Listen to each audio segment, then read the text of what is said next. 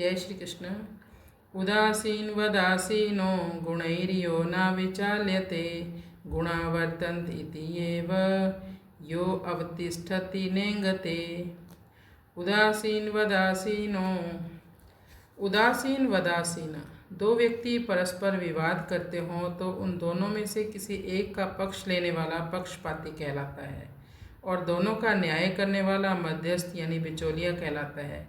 परंतु जो उन दोनों को देखता तो है पर ना तो किसी का पक्ष लेता है और ना किसी से कुछ कहता ही है, ऐसा व्यक्ति होता है उदासीन। ऐसे ही संसार और परमात्मा दोनों को देखने से गुणातीत मनुष्य उदासीन की तरह दिखता है। वास्तव में देखा जाए तो संसार की स्वतंत्र सत्ता कुछ भी नहीं है। सत्स्वरूप परमात्मा की सत्ता से ही संसार सत्ता वाला दिख रहा है।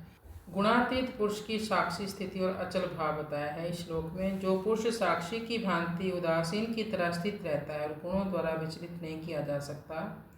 गुण कौन से? यही सत्व रज और तमोगुण।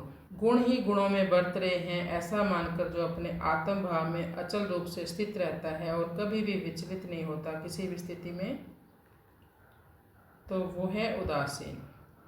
यह श्लोक अर्जुन के जो पिछले श्लोक में उन्होंने पूछा था गुणातीत पुरुष का आचरण कैसा होता है, उसमें उसने 3 प्रश्न किए थे। ये दूसरे प्रश्न का उत्तर दे रहे हैं भगवान।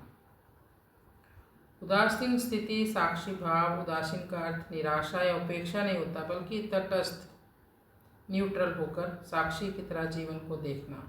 जैसे नाटक देखने वाला दर्शक मंच पर हो रही घटनाओं से विचलित नहीं होता, वैसे ही गुणातीत व्यक्ति शरीर और मन की घटनाओं का दृष्टा बना रहता है लेकिन विचलित नहीं होता।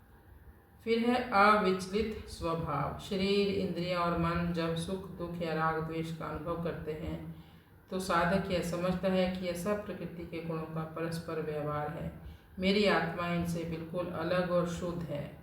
फिर है स्वस्थिति यानी सेल्फ रियलाइजेशन। अपने सच्चे स्वरूप आत्मा में इतना दृढ़ता से स्थित रहता है कि बाहर का कोई भी सुख दुख या उथल पुथल उसे हिला नहीं पाती। उदासीन जो गुणों से विचलित नहीं होता, गुणा वर्तन्ते गुणों की लीला हो रही है ऐसा समझकर वो नेंगते यानी विचलित नहीं होता। हरे कृष्ण।